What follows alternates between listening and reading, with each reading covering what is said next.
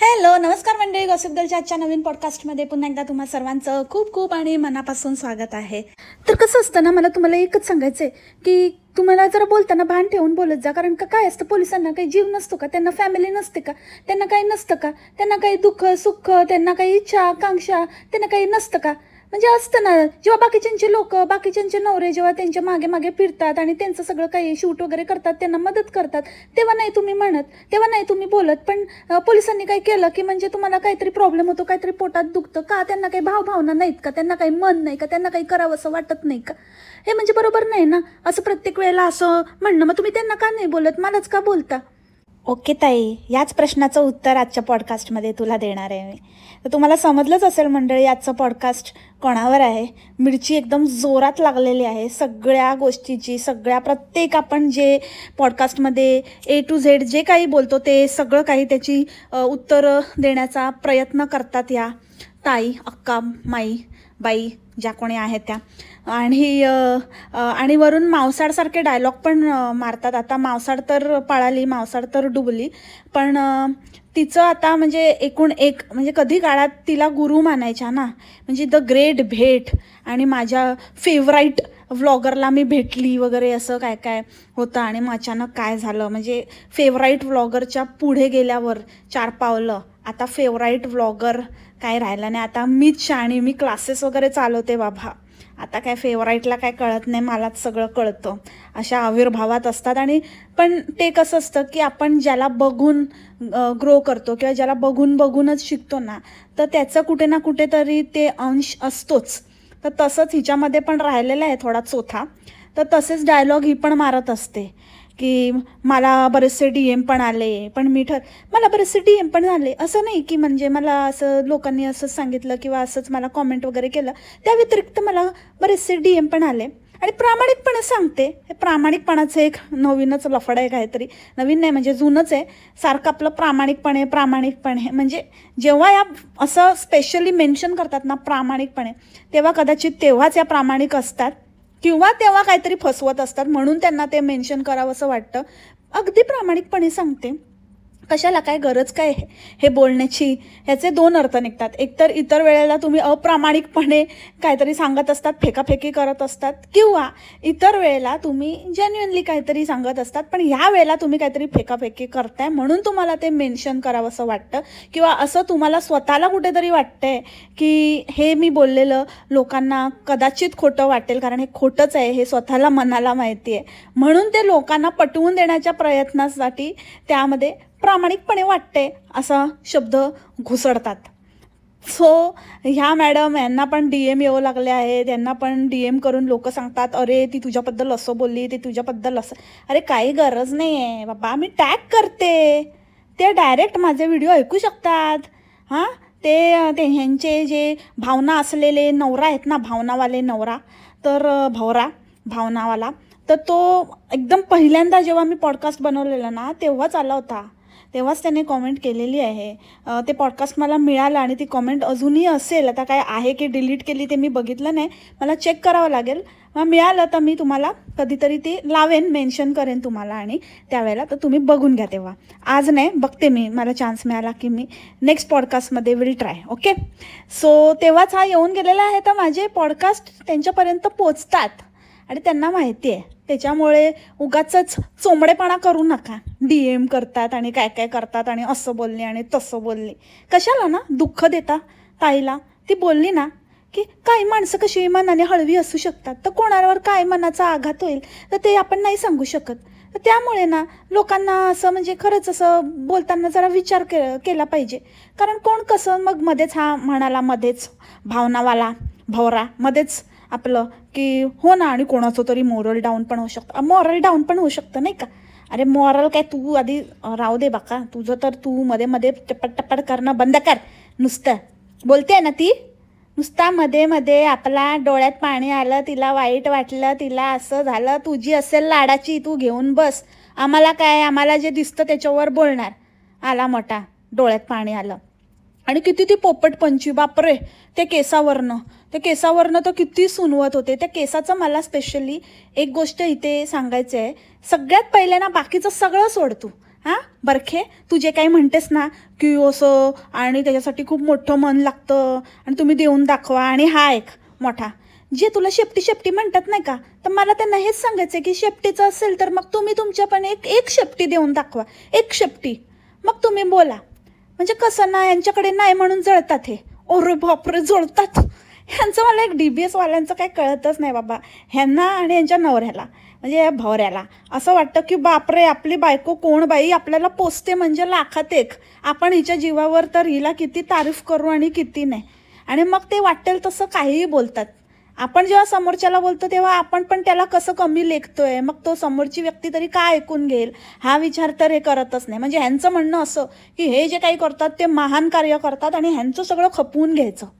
आणि दुसऱ्यांनी कोणी म्हणजे आपला काही पॉईंट ऑफ व्ह्यू वेगळा असेल किंवा ह्यांची जर रियालिटी दाखवून दिली तर तो वाईट, मग ते जळतात, एकच जळतात.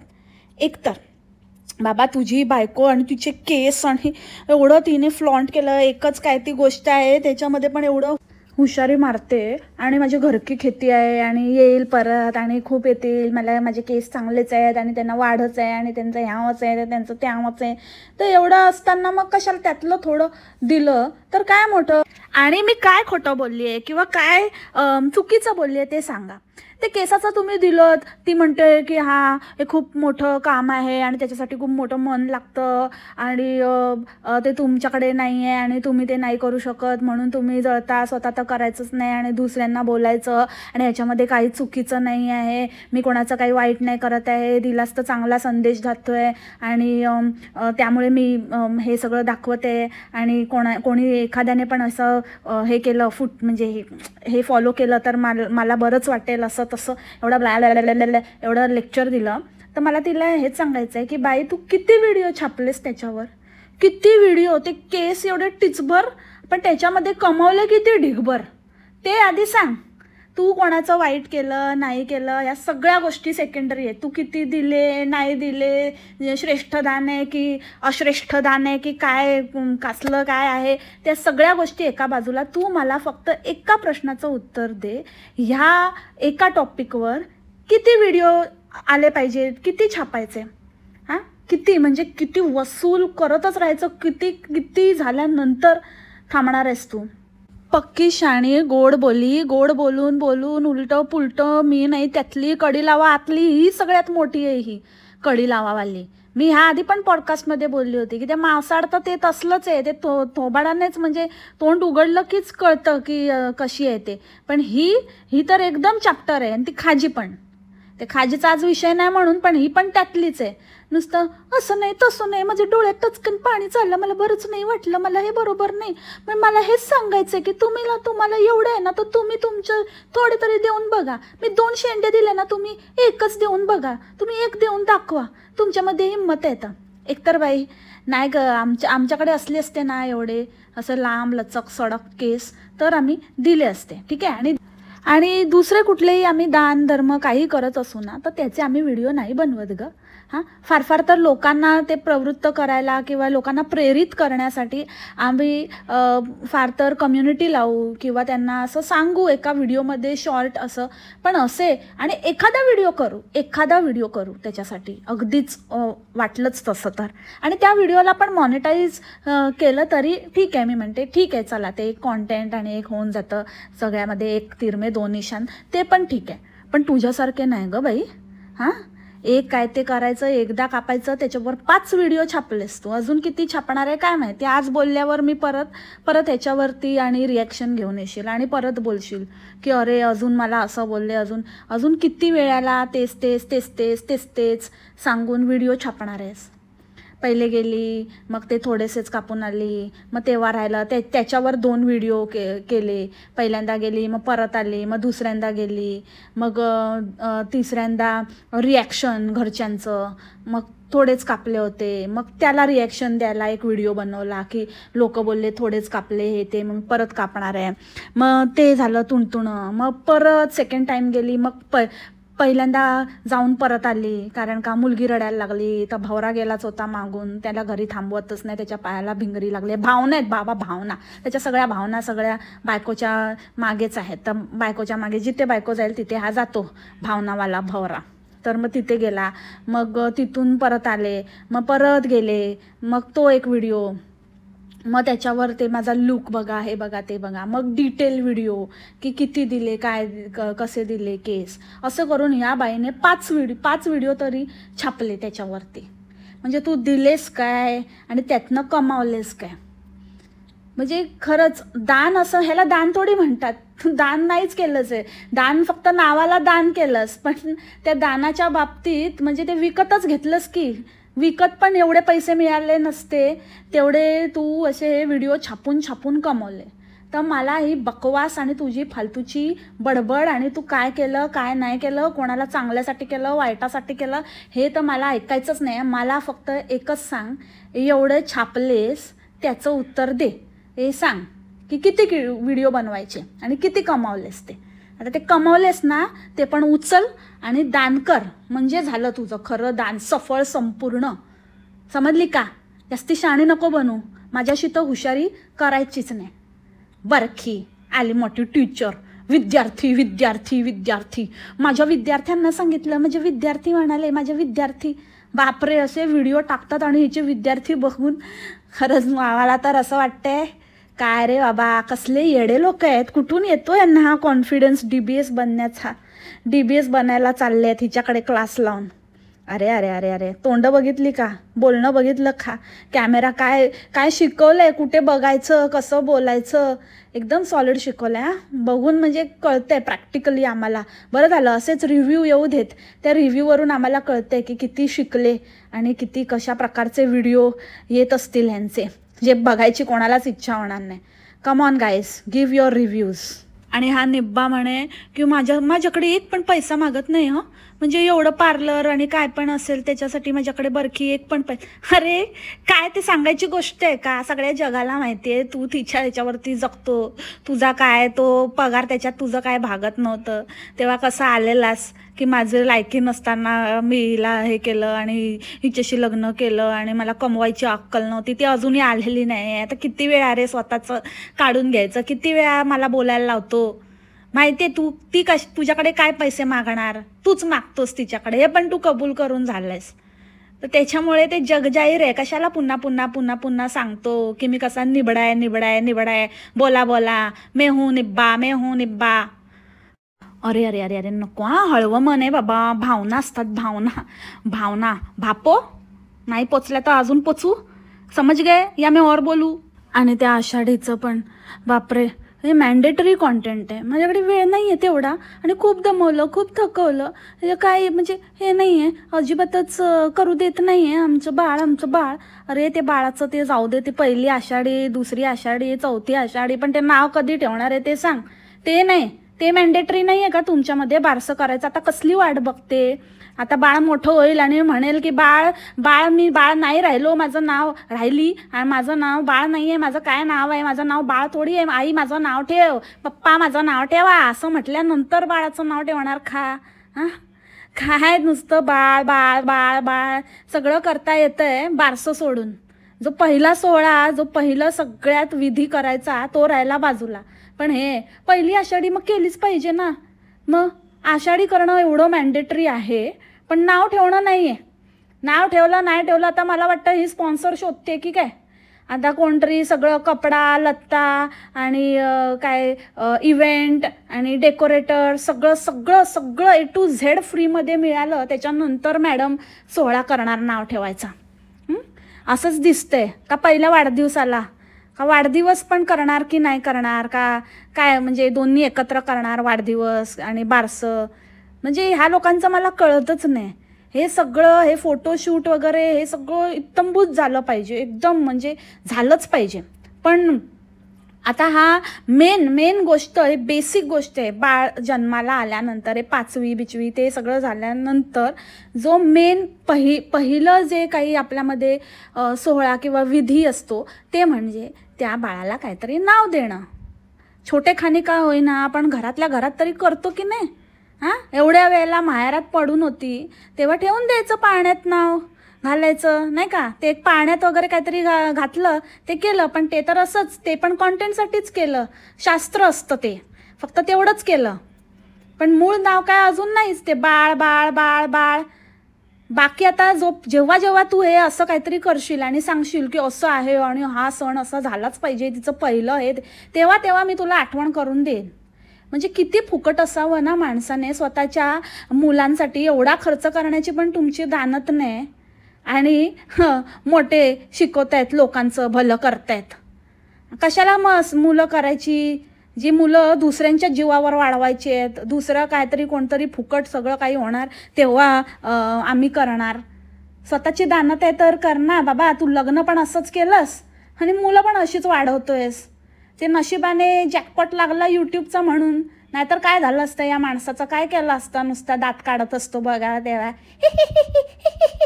बचनीचा भाऊ. आणि इतके संस्काराच्या गोष्टी करते, असं संस्कार आणि तसे संस्कार, आणि लहानपणी तुम्हाला वळण लागलं पाहिजे. आणि अक्का, मला सगळीकडे अक्का बक्का दिसते, मी हक्का बक्का राहते, सगळीकडे असं दिसतं, सगळं असं दिसतं. तर ते सगळं सोड ग बाई. तू ते स्टोरीज ते नंतर सांग तुझं कथाकथन. पहिले सगळ्यात आधी तो एक मोठा क्वेश्चन मार्क करून ठेवलायस ना, ते सांग. तो व्हिडिओ डिलीट केला पण ते आमच्या डोक्यातनं काही जात नाही. एवढं संस्कारी घरात तुझ्या वडिलांनी 2-2 बायका का केल्या? पहिली बायको असताना दुसरी का केली?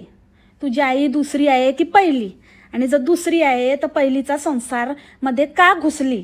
संस्कारी, एवढी संस्कारी आई आहे, देवाचं करते आणि इतकं काय काय म्हणत असते, सतत ओवी म्हणते आणि भजन म्हणते आणि काय सतत आपलं चालूच असतं तोंड. ते काय नको म्हटलं तरी आपलं जोरजोरात आहे. आता थोडी कमी झाली आहे पण मध्ये मध्ये येतात झटके. मग एवढी आहे तर मग कशाला दुसऱ्याच्या संसारात घुसली? हां, आणि नाही घुसली जर काहीतरी वेगळं कारण आहे तर ते एकदाचं क्लिअर कर ना, म्हणजे आम्हाला कळेल किती संस्कारी फॅमिली आहे ते. हां, आणि नव्हतंच करायचं तर मग कशाला ना अर्धवट तरी स्टोरी सांगून सोडलंस. आता मनाला लावून घेऊ नको हां, नाहीतर भावना उगाचच दुखावतील. तुझ्या डोळ्यात टचकन पाणी येईल आणि डोळ्यात पाणी आल्यानंतर मग कसं मग पोलीसवाल्याच्या भावना दुखावतात बाबा. काय मग असं तिच्या डोळ्यात पाणी आलं, मला नाही पावलं, कशाला तिला असं बोलता? कोणाचं मन हळवं असू शकतं. मग हळवं मनाने ना अशा गोष्टी शेअर पण करू नयेत ना. हळवं मन आहे तर मग गपचूप आपल्या मनाला जपत बसावं. कारण सगळे लोक सगळं खपवून नाही घेऊ शकत ना बाबा. तुझ्यासाठी असेल ती. आम्ही तर काय, आम्हाला जे दिसतं, आम्ही जे कन्झ्युम करतो त्याच्याबद्दल आम्हाला प्रश्न विचारण्याचा हक्क आहे, तो आम्ही विचारतोय. दे ग उत्तर बरखे, भावनावाली मोठी.